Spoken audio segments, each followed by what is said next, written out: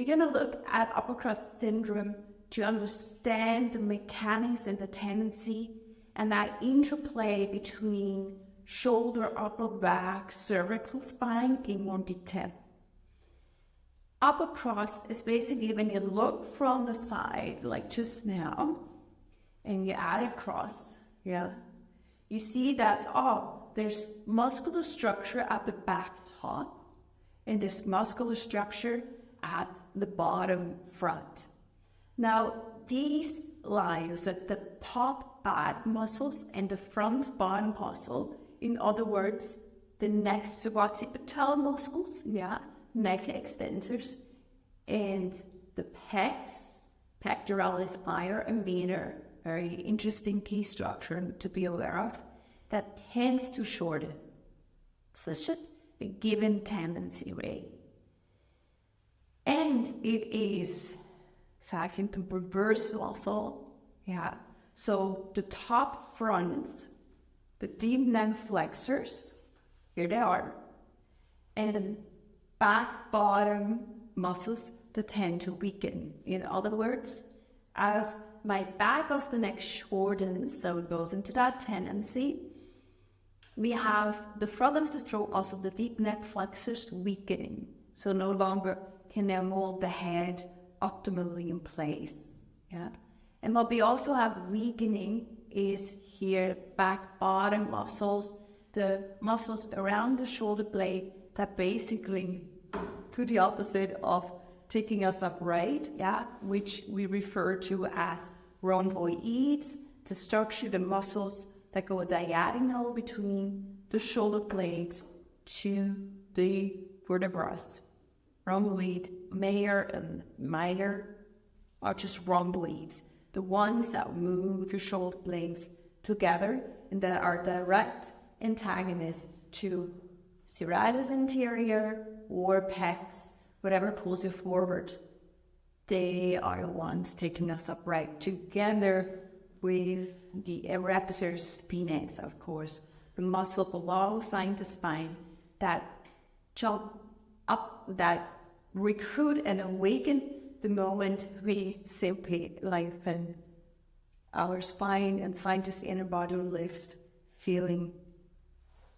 So within the upper crust, it's how we can have a guideline to know, okay, what do I need to, by default, direct towards? Now, in terms of the front bottom on the structure here, we know, okay, we need to have the capacity for the front chest to widen, to open. At the same time, we need the capacity for the back of the neck to lengthen. That already puts my stabilizers in charge. And when these guys, the short, lengthen, I can now strengthen the weak ones. Deep throat muscles, shoulder blade, back bottom muscles. So we'll look at how we can apply that in movement, including the mechanics of the shoulder and being very friendly and nurturing to the structure. A nice way to start out is always on the wall or on the ground, since it's causing us proprioceptive feedback.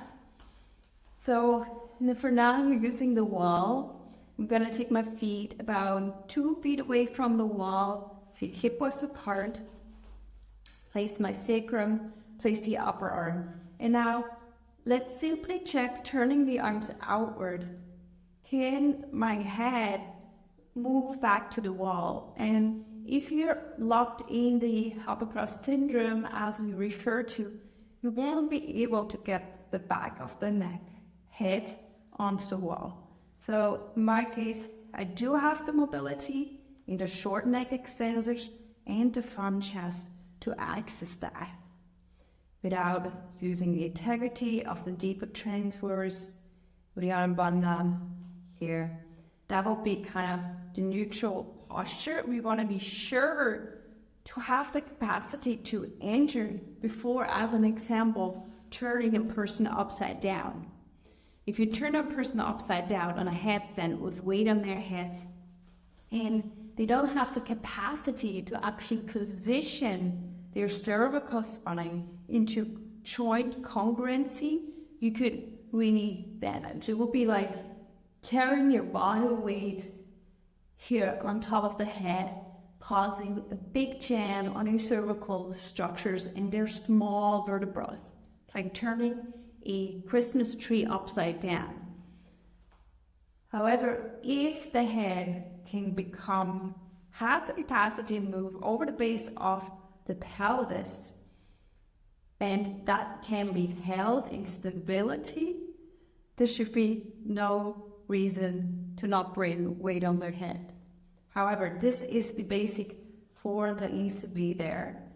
And feeling it on the wall, I get a nice awareness here of the shoulder blade muscles that now engage the rhomboids towards one another. My shoulders move back and even slightly up without the traps muscles shortening the neck. However, it's never back and down, because now, as you see, if I take the shoulders back and down, I'm actually compressing and shoulder depressing, and I'm completely tight in my pec minor structure. My side body is compressed. So that's why it's basically because of the anatomy of the rhomboids that move, diagonally back and up, is the reason why when you take your shoulders back, your shoulders also move up and not down. Okay, so shoulders move back. So the instruction to take your shoulder back blades or upper arms back is typically sufficient as opposed to up and down. However, I do not want the shoulders to be lifted to my ears. There, I move that. Nice. So that's the first thing. If I have difficulties entering that position, I will have to work on the chest muscle and the shoulder neck extensors. Let's look at two options of that, as well as strengthening our rhomboids, and the deep neck flexors. The first position we work with is a pectoralis major stretch, and we're going to use a block to sit. For both sitting bones to touch, so take it sideways. Have a little bit of support, more circulation throughout the knees. I'm just going to take the arm onto the wall back. Now this already twists my torso to the right. Press the palm into the wall, engage the upper arm back, keep your core engaged, and then just start turning your torso, or potentially even a little bit more of the torso, the body, towards the middle of the room. Now, having this strong sensation in the front of my shoulder, you can play a little bit with this different positioning of the palm. So it may be a little lower where it increases the opening for you, using a little other fibers of the pec structure, or maybe a little higher. However, keep centering to the midline and then use the breath to mobilize that structure from the inside out. Using also the wall to press my hands into. Of course, this position could be done standing as well. However, with my knees or with the hips flexed, there's less tendency of escaping the shoulder opening through extension in the spine. Have a little bit more control of the rest of the body. Good. Proceed a while. In. Big breath into upper right lung. Into lung of the side you're stretching. Playing a little bit here. It always also stretches the mobility of the nerve within the structures, remember. So if your arm falls asleep, first make sure you don't lock any body parts.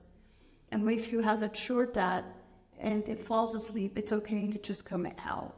Yeah.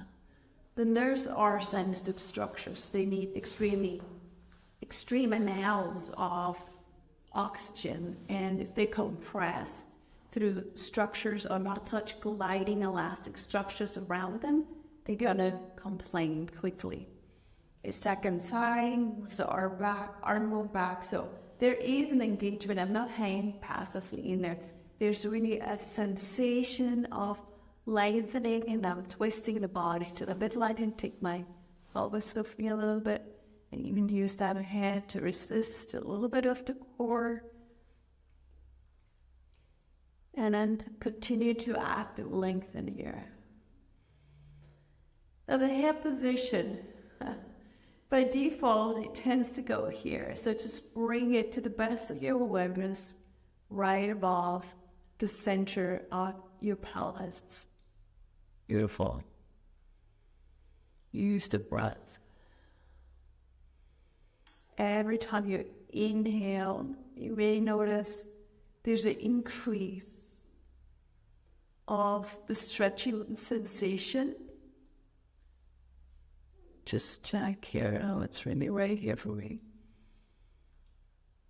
And every time you exhale, try to seal, to collect the muscles to your mid-body.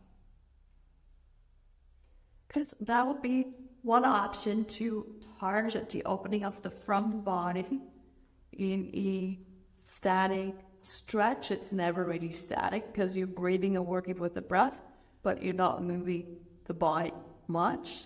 Yeah, in that sense, it's static. And try to keep it minimum of a minute or 10 breaths. Now, to target the short neck extensors, yeah, they can be really tricky to access. First, bring your thumbs into the base of the skull and just find the spot precisely. So it's already pretty dense. You're already on the skull, but you're on the structure. It's more clearly felt when you slightly tuck your chin in. Slide up chin, which brings your head right above the center of your pelvis. That's where we can't really separate the structures in the body. The one is connected to the other. Now, to release that, you could just use your hands, of course. Yeah, you kind of stretch with your thumbs over it as you press your chin back. Or you could use a little support, and I've been using the edge of the block right now for that. Holding over the sides. I'm gonna move my sabbatical ridge right there onto the edge of the block. I hold the block, I take a double chin, and I pull the block back to bring a little traction. And then very gently, without pressing into the double chin motion too much, it's just positioned there with gravity. I very, very carefully turn my head to the right, and very carefully turn it to the left. Be mindful to not be on the cervical spine, but really at the base of the skull. And when I feel like a tightness or a spot, I can stay. This is really a myofascial release at a key spot in the body. Most of the fascia trains end up somewhere around the base of the neck. And I can just stay and breathe till there's a relief. Remember, there's always needs to be a relief, not an increase in symptoms. Otherwise, it's too overdosed. Right? And you do that for about a minute or two, better two than one, since I have clearly two sides. Yeah. And then come back to center and just check how it feels in terms of taking the hand over the base of the skull, increasing through the pressure is awareness at the base of the skull. So we touched it already. Now, in terms of the upper cross syndrome, the opening in the front, the lengthening in the back, and now we look, how can I strengthen this structure, and how can I strengthen the muscles around the shoulder blade? Ideally, we address them in every posture we do by bringing this mindfulness back into the plank, back into all four, back into Shalabhasana. But in order to just address it, we'll look at two more options. So when on all four, which is a position we are in quite a bit, let's bring that awareness into release the back body one more time by pushing the earth away, and then the opposite by bringing shoulder blades together. Just gliding the shoulder girdle and bringing the head is aligned with the base of the pelvis as opposed to letting it dive with gravity. So a sensation of light double chin. And then I bring my shoulders back, which already couples an engagement here of my shoulder blade stabilizers, that muscle that keeps the shoulder blade nice and attached torso. And I'm going to bring the right arm now into cactus arm and just pull it off the ground. While it keeps double chin. So I'm strengthening deep neck flexors at the same time as I'm addressing now the rhomboids working against gravity here. So it takes a lot of awareness to keep that arm rolled back. Really feel the gliding from the shoulder blade towards the spine. And cactus arms in general is a great way to address these structures. So I could take this posture as an example. Once I'll really wake them up and make them contract, kind of a far distance. Yeah. I could bring these cactus arms back into any position, lunge or similar, and address the hang back of the upper arms. While there's almost like a light pressure of the forearms forward. So now these structures work again. And I could be in a lunge, hat leaning cactus arms, but being mindful to not have the forearms or the elbow behind the shoulder. Make sure it lies in front.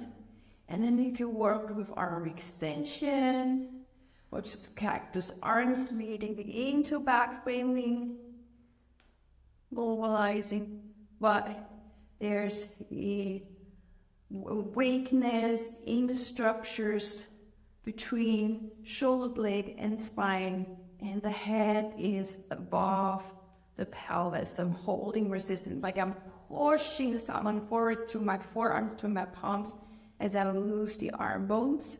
See ya. Back. And that's a great way of aligning these structures and then taking that awareness into all the other poses.